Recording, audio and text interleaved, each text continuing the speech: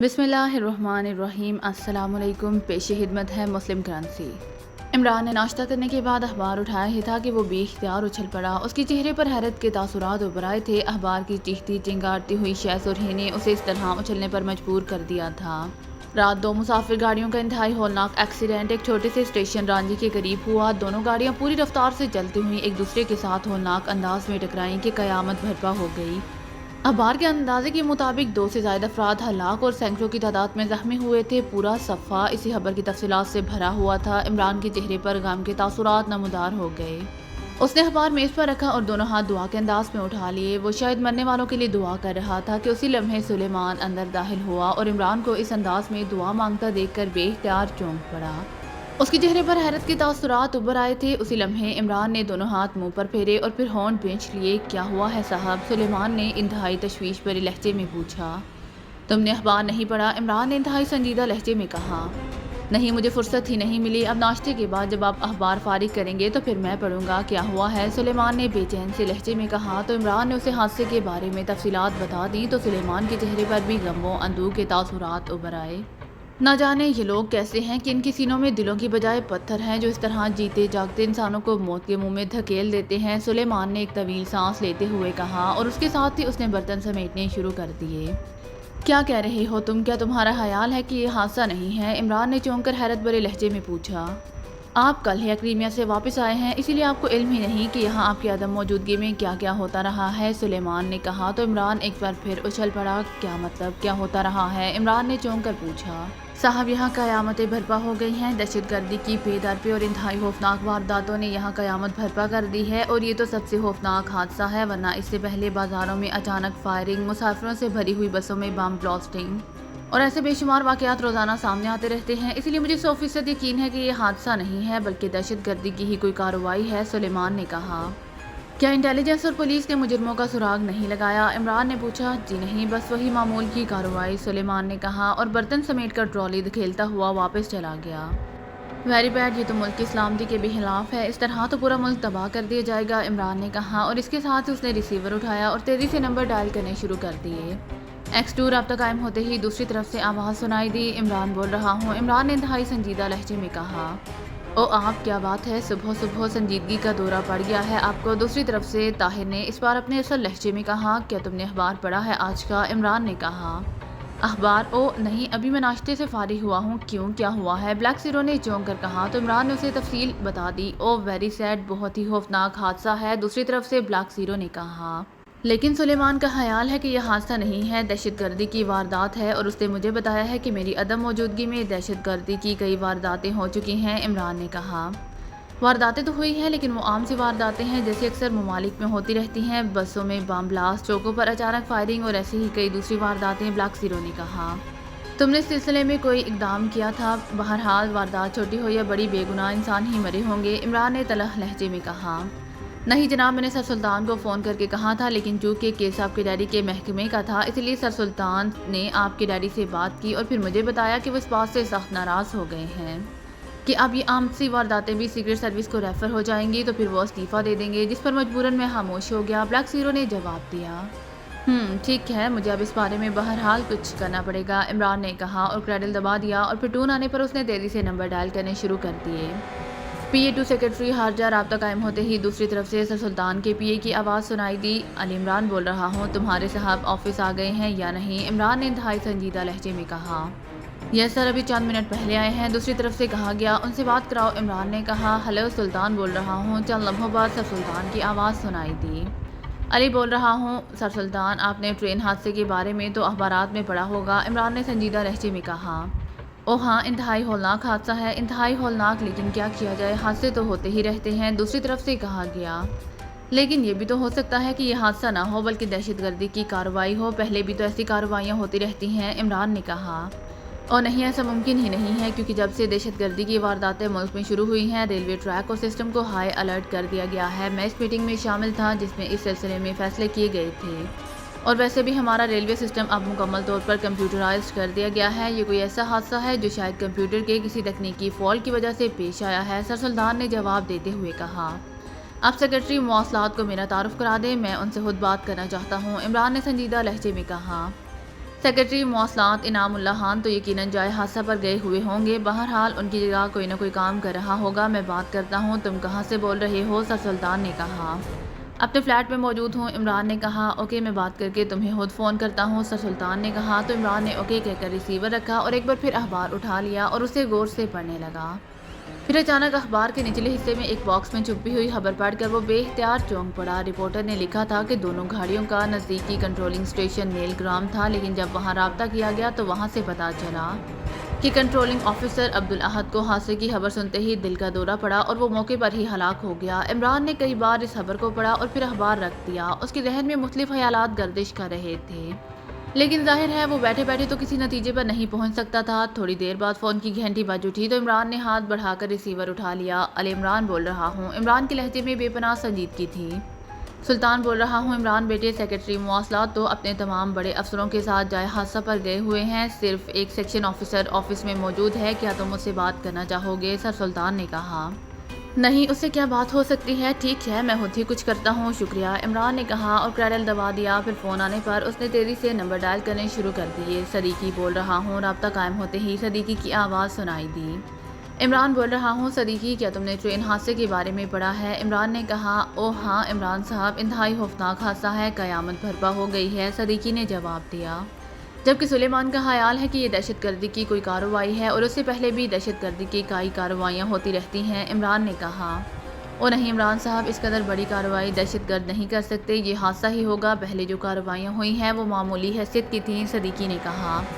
4 stars نے ان دہشت گرد کارروائیوں کے خلاف کوئی اقدام کیا ہے؟ عمران نے خشک لہجے میں کہا۔ 4 سٹارز نے؟ او نہیں عمران صاحب، لیکن اس لیے نہیں، کیوں ہم نے انہیں اہمیت ہی نہیں دی، بلکہ میں نے چیف سے بات کی تھی کہ ہم اس سلسلے میں کام کرنا چاہتے ہیں، تو چیف نے ہمیں منع کر دیا کہ اس طرح انٹیلیجنس کے دائرہ کار میں مداخلت ہوتی ہے اور وہ نہیں چاہتے کہ کسی دوسری ایجنسی کے دائرہ کار میں مداخلت کریں، کیونکہ ان کے مطابق وہ خود کسی دوسرے کو یہ حق نہیں دے سکتے کہ وہ سیکرٹ سروس کے دائرہ کار میں مداخلت کریں، صدیقی نے تفصیل بتاتے ہوئے کہا۔ ٹھیک ہے، یہ چیف جیسی مخلوق صرف قواعد و ضوابط کے چکر میں رہتے ہیں اور تم بھی اب چیف ہو، اسی لیے پوچھ کر خاموش ہو گئے، تم ان بے گناہ انسانوں سے کوئی ہمدردی نہیں تھی جنہیں ہلاک کیا گیا ہے، عمران نے انتہائی تلخ لہجے میں کہا۔ I am very sorry Imran صاحب، واقعی ہمیں اپنے طور پر ان وارداتوں کے خلاف کام کرنا چاہیے تھا، صدیقی نے معذرت خواہانہ لہجے میں کہا۔ اوکے، تمہاری یہ معذرت ہی کافی ہے، میں تمہارے فلیٹ پر آ رہا ہوں، ہم نے فوری طور پر نیل گرام جانا ہے جو کنٹرولنگ اسٹیشن ہے اور جہاں سے ہونے والی کسی غلطی کی وجہ سے یہ حادثہ ہوا ہے، عمران نے کہا۔ میں آپ کو تیار ملوں گا، صدیقی نے کہا، تو عمران نے ریسیور رکھا اور پھر اٹھ کر ڈریسنگ روم کی طرف بڑھ گیا۔ ٹیلی فون کی گھنٹی بجتے ہی میز کے پیچھے ریوالونگ چیئر پر بیٹھے ہوئے ادھیڑ عمر آدمی نے ہاتھ بڑھا کر ریسیور اٹھا لیا۔ یس آڈگر بول رہا ہوں، اس ادھیڑ عمر آدمی نے کہا۔ والٹر بول رہا ہوں باس، دوسری طرف سے ایک مودبانہ آواز سنائی دی، لہجہ مودبانہ تھا۔ یس، کیا رپورٹ ہے؟ ادھیڑ عمر آدمی نے کہا۔ باس، رپورٹ سمیت ہنری ہلاک ہو گیا ہے اور رپورٹ بھی جل کر راکھ ہو گئی ہے، دوسری طرف سے کہا گیا۔ تو ادھیڑ عمر آدمی بے اختیار چونک پڑا۔ کیا کہہ رہے ہو؟ کیا مطلب؟ ادھیڑ عمر آدمی نے کہا۔ ہنری نے وزارت سے رپورٹ حاصل کر لی تھی اور وہ احتیاطاً جہاز پر آنے کے بجائے ٹرین کے ذریعے تارگام آ رہا تھا، لیکن راستے میں گاڑی کا خوفناک حادثہ ہو گیا اور اس حادثے میں نہ صرف ہنری ہلاک ہو گیا بلکہ وہ پوری بوگی بھی جل کر راکھ ہو گئی اور رپورٹ کا بھی یہی حشر ہوا، والٹر نے جواب دیا۔ کیا یہ حادثہ تھا یا رپورٹ ختم کرنے کے لیے اسے حادثے کی شکل دی گئی تھی؟ باس نے ہونٹ چباتے ہوئے کہا۔ او نہیں باس، میں نے چیکنگ کی ہے، یہ 100% حادثہ تھا، کنٹرولنگ کمپیوٹر میں تکنیکی خرابی ہو گئی جسے بروقت چیک نہ کیا گیا اور 2 تیز رفتار گاڑیاں ایک ہی ٹریک پر آ گئیں اور پوری رفتار سے ایک دوسرے سے ٹکرا گئیں، والٹر نے جواب دیا۔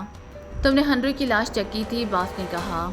یس باس، میں نے دارالحکومت کے ریلوے آفس سے ہنری کے ٹکٹ کے بارے میں معلومات حاصل کی، ان دنوں وہاں نہ صرف ہر مسافر کا نام لکھا ہوتا ہے بلکہ ریزرویشن کے لیے اس کا شناختی کارڈ نمبر یا غیر ملکی ہونے کی صورت میں پاسپورٹ نمبر بھی لکھا جاتا ہے۔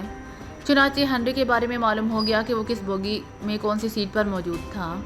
چنانچہ میں جائے حادثہ پر خود گیا اور وہاں میں نے اس بوگی کو چیک کیا، یہ بوگی جل کر راکھ ہو گئی تھی، لیکن اس میں موجود افراد میں سے کچھ زخمی حالت میں تھے، کچھ جل گئے تھے، پھر جلی ہوئی لاشوں میں سے ہنری کی لاش بھی دستیاب ہو گئی۔ اس کی ایک انگلی میں اسٹیل کا مخصوص رنگ موجود تھا، اس کا خصوصی بیگ بھی جل گیا تھا اور اس میں موجود رپورٹ بھی مکمل طور پر جل کر راکھ ہو چکی تھی، والٹر نے تفصیل بتاتے ہوئے کہا۔ اوہ ویری بیڈ، اس کا مطلب ہے کہ پھر نئے سرے سے کام کرنا ہوگا، باس نے کہا۔ یس باس، بہرحال زیادہ فکر کی بات نہیں ہے کیونکہ جس سیکشن آفیسر سے میں نے رپورٹ حاصل کی تھی اس کے بارے میں تفصیلات کا مجھے علم ہے، اسی لیے میں دوبارہ اسے رپورٹ حاصل کر لوں گا، البتہ اسے رقم دوبارہ دینا پڑے گی، والٹر نے کہا۔ رقم کی فکر مت کرو، اصل کام درست طور پر ہونا چاہیے، باس نے کہا۔ ایسے ہی ہوگا باس، دوسری طرف سے کہا گیا، اور اس کے ساتھ ہی رابطہ ختم ہو گیا تو باس نے ایک طویل سانس لیتے ہوئے ریسیور رکھ دیا۔ حادثات سے تو مفر نہیں ہو سکتا، باس نے بڑبڑاتے ہوئے کہا، اور پھر ایک فائل کے مطالعہ میں مصروف ہو گیا۔ تھوڑی دیر بعد فون کی گھنٹی بج اٹھی تو باس نے فائل بند کر کے ایک طرف میز پر رکھی اور ہاتھ بڑھا کر ریسیور اٹھا لیا۔ یہ ڈائریکٹ فون کی گھنٹی تھی۔ یس، ایڈگر بول رہا ہوں، ادھیڑ عمر آدمی نے کہا۔ رالف بول رہا ہوں، دوسری طرف سے ایک بھاری سی آواز سنائی دی۔ او یس سر، اس بار ادھیڑ عمر نے مودبانہ لہجے میں کہا۔ رپورٹ آ گئی ہے 0x کے بارے میں، رالف نے کہا تو ایڈگر نے وہی تفصیل دہرا دی جو والٹر نے اسے بتائی تھی۔ ٹھیک ہے، ایسا ہو جاتا ہے، لیکن جب تمہارے آدمی کو اس آدمی کے بارے میں معلوم ہے تو پھر فوراً اس سے رپورٹ دوبارہ حاصل کرو۔ یہاں اس رپورٹ کے لیے ایک ایک روز گنا جا رہا ہے، تمہیں معلوم تو ہے کہ اس رپورٹ کے بغیر ٹرانس کارس پر کارروائی ہی نہیں ہو سکتی، اور ٹرانس کارس کی کارروائی کے بغیر اس کانفرنس کو کسی صورت بھی چیک نہیں کیا جا سکے گا، رالف نے کہا۔ یہ سر، مجھے احساس ہے، میں جلد ہی یہ رپورٹ حاصل کر کے پیش کر دوں گا، ایڈگر نے کہا، اور دوسری طرف سے ریسیور رکھ دیا گیا تو ایڈگر نے بھی ریسیور رکھ دیا۔ ایک بار اسے خیال آیا کہ وہ والٹر کو کال کر کے کہہ دے کہ وہ جلدی کرے، لیکن پھر اس نے ارادہ بدل لیا کیونکہ اس طرح اس کا وقار خراب ہو سکتا تھا۔ ویسے اسے معلوم تھا کہ والٹر خود ہی چند گھنٹوں میں رپورٹ فیکس کر دے گا، چنانچہ وہ خاموش ہو گیا تھا۔ عمران دانش منزل کے آپریشن روم میں داخل ہوا تو بلیک زیرو حسب عادت احتراماً اٹھ کھڑا ہوا۔ بیٹھو، عمران نے سلام دعا کے بعد کہا، اور خود بھی اپنی مخصوص کرسی پر بیٹھ گیا۔ آپ شاید اس ٹرین حادثے کے بارے میں تحقیقات کرنے لگ گئے تھے، کیا رزلٹ رہا؟ بلیک زیرو نے کہا۔ ہاں، لیکن تفصیلی تحقیقات کے بعد یہ حادثہ ہی ثابت ہوا ہے۔ اصل میں نیل گرام میں جو کنٹرولنگ کمپیوٹر تھا اس میں تکنیکی غلطی ہو گئی جسے بروقت ٹریس نہ کیا جا سکا اور نہ ٹھیک کیا جا سکا، اور سب سے زیادہ ستم یہ ہوا کہ کمپیوٹر میں موجود آٹو جو غلطی کو خود بخود درست کرتا ہے وہ بھی آؤٹ ہو چکا تھا، لیکن اسے درست ہی نہیں کیا گیا۔ اس طرح یہ خوفناک حادثہ قائم ہو گیا۔ اس کمپیوٹر پر کام کرنے والے آدمی کا نام عبدالاحد تھا۔ اسے جب اس حادثے کا علم ہوا تو اسے احساس ہوا کہ اس سے غلطی ہوئی ہے تو اسے ہارٹ اٹیک ہو گیا اور وہ وہیں فوت ہو گیا۔ بہرحال میں نے اچھی طرح تسلی کر لی ہے، یہ حقیقتاً حادثہ ہی تھا، اس میں دہشت گردی کا کوئی عنصر شامل نہیں تھا، عمران نے جواب دیا۔ پھر اس سے پہلے کہ بلیک زیرو کوئی جواب دیتا، فون کی گھنٹی بج اٹھی تو عمران نے ہاتھ بڑھا کر ریسیور اٹھا لیا۔ X2، عمران نے مخصوص لہجے میں کہا۔ کالرج بول رہا ہوں، چیف رساڈو سے دوسری طرف سے آواز سنائی دی تو عمران کے ساتھ ساتھ بلیک زیرو بھی چونک پڑا، کیونکہ رساڈو ایک یورپی ملک تھا اور کالرج وہاں کا فارن ایجنٹ تھا۔ یس، عمران نے کہا۔ چیف، پاکیشا میں کوئی ٹرین حادثہ ہوا ہے پچھلے دنوں؟ کالرج نے کہا۔ ہاں، کیوں؟ عمران نے چونک کر پوچھا۔ بلیک زیرو بھی بے اختیار چونک پڑا تھا۔ چیف، اس ٹرین میں ایک آدمی ہنری سفر کر رہا تھا جس کے پاس کوئی خصوصی رپورٹ تھی۔ جس بوگی میں یہ آدمی سفر کر رہا تھا اس بوگی کو آگ لگ گئی اور یہ ہنری بھی جل کر راکھ ہو گیا اور اس کا بیگ بھی جل کر راکھ ہو گیا جس پہ وہ رپورٹ تھی، اور اب یہ رپورٹ دوبارہ حاصل کی گئی ہے اور آج یہ رپورٹ رساڈو پہنچ گئی ہے۔ اس رپورٹ کا تعلق وزارت خزانہ سے ہے کیونکہ یہ رپورٹ پاکیشا کے وزارت خزانہ کے کسی سیکشن آفیسر سلیم رضا سے حاصل کی گئی ہے۔ دوسری طرف سے کہا گیا، تم نے بڑی الجھی ہوئی بات کی ہے، واضح بات کرو، عمران نے خشک لہجے میں کہا۔ سوری چیف، اس ٹرین حادثے کے بارے میں بتانے کی وجہ سے میں واقعی الجھ گیا تھا۔ اصل میں یہ ساری بات اس صورت میں ہی کنفرم ہو سکتی ہے کہ پاکیشا میں ایسا حادثہ ہوا ہو، دوسری طرف سے معذرت بھرے لہجے میں کہا گیا۔ تمہید مت باندھو، عمران نے گراتے ہوئے کہا۔ سوری باس، رساڈو میں ایک سرکاری ایجنسی ہے جس کا نام سیڈر ہے، اس سیڈر کا دائرہ کار دوسرے ممالک سے ہر قسم کی خفیہ رپورٹس حاصل کرنا ہے، اس کا چیف ایڈگر ہے، اس کا مین ایجنٹ والٹر ہے، اور یہ والٹر میرا گہرا دوست ہے، وہ پچھلے دنوں غائب تھا۔ آج اس سے ملاقات ہوئی تو میرے پوچھنے پر اس نے بتایا کہ اپنی ایجنسی کے کام سے پاکیشا گیا ہوا تھا، جس پر میں چونک پڑا۔ میرے قریدنے پر اس نے بتایا کہ پاکیشا کی وزارت خزانہ سے ایک خصوصی رپورٹ حاصل کرنی تھی، چنانچہ اس کے آدمی ہنری نے وہ رپورٹ حاصل کر لی اور پھر وہ ٹرین پر بیٹھ کر یہ رپورٹ والٹر کے حوالے کرنے کسی دوسرے شہر جا رہا تھا کہ ٹرین کا حادثہ ہو گیا اور یہ ہنری ماں رپورٹ کے جل کر راکھ ہو گیا۔ اس پر والٹر کو دوبارہ یہ رپورٹ حاصل کرنا پڑی اور وہ اسے دوبارہ حاصل کر کے یہاں واپس پہنچا ہے۔ جب میں نے حیرت کا اظہار کیا کتنی جلدی اسے دوبارہ رپورٹ کیسے مل گئی تو اس نے بتایا کہ وزارت خزانہ کے کسی سیکشن آفیسر سلیم رضا کو ڈبل معاوضہ دینا پڑا اور اس نے دوبارہ رپورٹ تیار کر دی۔ میں نے کوشش تو کی تھی کہ کسی طرح بھی رپورٹ کی تفصیل معلوم ہو سکے، لیکن والٹر نے اس بارے میں کچھ نہیں بتایا، کالرج نے تفصیل بتاتے ہوئے کہا۔ کیا یہ رپورٹ اس نے اپنی ایجنسی کے چیف کو پہنچائی ہے؟ عمران نے کہا۔ یس سر، دوسری طرف سے کہا گیا تو وہاں سے معلوم کرو کہ یہ رپورٹ آگے کہاں گئی ہے، اس کی ماہیت کیا ہے اور رساڈو اس سے کیا فائدہ اٹھانا چاہتا ہے، عمران نے کہا۔ یس سر، اب چونکہ یہ کنفرم ہو گیا ہے کہ واقعی حادثہ ہوا ہے اور والٹر جو کچھ کہہ رہا ہے وہ درست ہے تو اب میں اس پر کام کرتا ہوں، کالرج نے کہا۔ جس قدر جلد ممکن ہو سکے اس بارے میں تفصیل معلوم کرو، عمران نے کہا اور ریسیور رکھ دیا۔ وزارت خزانہ سے کیا رپورٹ انہوں نے حاصل کی ہوگی؟ بلیک زیرو نے کہا تو عمران نے ہاتھ بڑھا کر ریسیور اٹھایا اور تیزی سے نمبر ڈائل کرنے شروع کر دیے۔ PA2 سیکرٹری خارجہ، دوسری طرف سے سر سلطان کے PA کی آواز سنائی دی۔ علی عمران MSCDSC اکثر بول رہا ہوں۔ عمران نے کہا او عمران صاحب میں بات کراتا ہوں صاحب سے۔ دوسری طرف سے کہا گیا سلطان بول رہا ہوں۔ چند لمحوں بعد سر سلطان کی آواز سنائی دی۔ 1000 بار بتایا ہے جناب کہ سلطان بولا نہیں کرتے، فرمایا کرتے ہیں، حکم دیا کرتے ہیں۔ اب یہ دوسری بات ہے کہ حکم کی تعمیل ہو سکے یا نہیں۔ عمران کی زبان رواں ہو گئی۔ پھر حکم دینے کا فائدہ؟ دوسری طرف سے سر سلطان نے کہا تو عمران بے اختیار ہنس پڑا۔ سلطان فائدہ نقصان سے بے نیاز ہوا کرتے ہیں جناب، عمران نے کہا، اور فون پر فضول بکواس سننے سے بھی بے نیاز ہو سکتے ہیں یا نہیں یہ بھی بتا دو، سر سلطان نے کہا تو عمران ایک بار پھر ہنس پڑا۔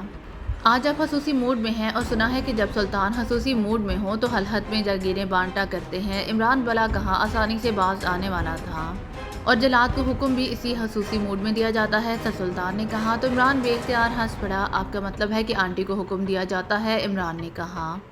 ارے میں ہار گیا، تم جیت گئے، سر سلطان نے یکلحد بوکھلائے ہوئے لہجے میں کہا۔ ابھی تو میں نے آنٹی کو بتایا ہی نہیں کہ آپ انہیں جلاد کہہ رہے ہیں، آپ ابھی سے ہار گئے ہیں۔ ویسے سچ کہتے ہیں کہ سلطان اپنی سیکیورٹی کے معاملے میں بے حد پریشان رہتے ہیں، عمران نے کہا تو سر سلطان بے اختیار ہنس پڑے۔ بہرحال اب کافی گپ شپ ہو گئی ہے اور میں نے انتہائی ضروری کام بھی نپٹانا ہے، سر سلطان نے سنجیدہ لہجے میں کہا۔ سر سلطان چیف کو اطلاع ملی ہے کہ وزارت خزانہ کے کسی سیکشن آفیسر سے کوئی خفیہ رپورٹ تیار کر رساڈو پہنچائی گئی ہے۔ آپ وزارت خزانہ کے سیکرٹری سے معلوم کریں کہ پاکیزیہ اور رساڈو کے درمیان مالی طور پر کیا سلسلے ہیں۔ وزارت خزانہ سے کیوں رپورٹ حاصل کی گئی ہے، عمران نے کہا۔ کس قسم کی رپورٹ، سر سلطان نے پوچھا۔ ظاہر ہے کوئی مالی رپورٹ ہی ہوگی، وزارت خزانہ سے اور کیا رپورٹ بھجوائی جا سکتی ہے، عمران نے کہا۔ اس طرح وہ کیا بتا سکیں گے، بہرحال میں بات کرتا ہوں، تم کہاں موجود ہو، سر سلطان نے کہا۔ میں دانش منزل میں ہوں، عمران نے جواب دیا۔ اوکے میں بات کر کے تمہیں کال کرتا ہوں، دوسری طرف سے کہا گیا، اور اس کے ساتھ ہی رابطہ ختم ہو گیا تو عمران نے ریسیور رکھ دیا۔ اس سیکشن آفیسر سلیم رضا سے معلوم ہو سکتا ہے کہ اس نے کس قسم کی رپورٹ تیار کی ہے، بلیک زیرو نے کہا۔ پہلے کوئی ابتدائی بات سامنے آ جائے پھر اس سے بھی بات ہو سکتی ہے، ورنہ وہ کسی بھی طرح مالیاتی معاملے کے بارے میں اپنی جان چھڑا سکتا ہے، عمران نے کہا تو بلیک زیرو نے اس بات میں سر ہلا دیا۔ اور پھر تقریباً آدھے گھنٹے بعد فون کی گھنٹی بج اٹھی تو عمران نے ہاتھ بڑھا کر ریسیور اٹھا لیا۔ X2 عمران نے کہا سلطان بول رہا ہوں، یہاں عمران ہوگا، دوسری طرف سے سر سلطان کی آواز سنائی دی۔ عمران نہیں جناب، علی عمران MSCDSC اکثر تو موجود ہے، عمران نے اپنے اصل لہجے میں کہا۔ میں نے ایک آدمی سے بات کرنی ہے، 10 سے نہیں، سر سلطان نے کہا تو عمران بے اختیار کھلکھلا کر ہنس پڑا۔ چلیے آپ صرف عمران سے ہی بات کیجیے، عمران نے ہنستے ہوئے کہا۔ سیکرٹری خزانہ ارشد علی صاحب سے میری بات ہوئی ہے، انہوں نے بتایا ہے کہ رساڈو کے ساتھ ان کا کسی قسم کا کوئی لنک نہیں ہے اور نہ ہی ان کے ساتھ ایسی مالی تعلقات ہیں کہ اس میں وزارت کو مداخلت کرنا پڑے، سر سلطان نے کہا۔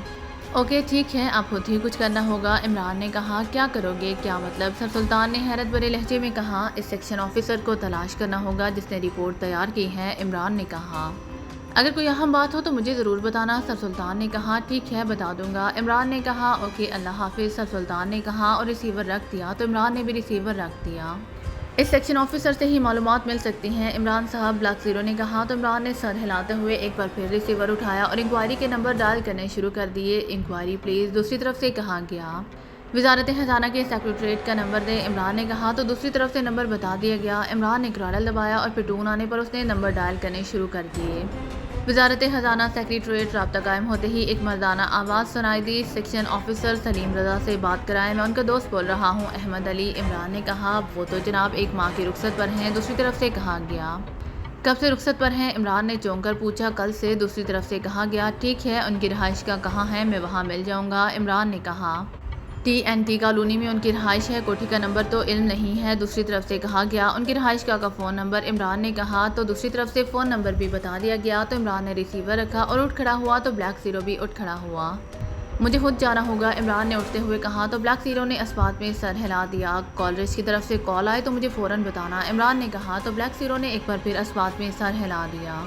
تھوڑی دیر بعد عمران کی کار TNT کالونی کی طرف بڑھی چلی جا رہی تھی۔ TNT کالونی سرکاری رہائش گاہوں پر مشتمل تھی، لیکن وہاں کسی قسم کی کوئی چیک پوسٹ نہیں تھی، ہر شخص آزادانہ وہاں آ جا سکتا تھا۔ عمران کی کار اس کالونی میں داخل ہوئی تو اس نے ایک کوٹھی کے سامنے کھڑے ایک نوجوان کے قریب جا کر کار روک دی۔ وزارت خزانہ کے سیکشن آفیسر سلیم رضا صاحب کی کوٹھی کون سی ہے، عمران نے اس نوجوان سے پوچھا۔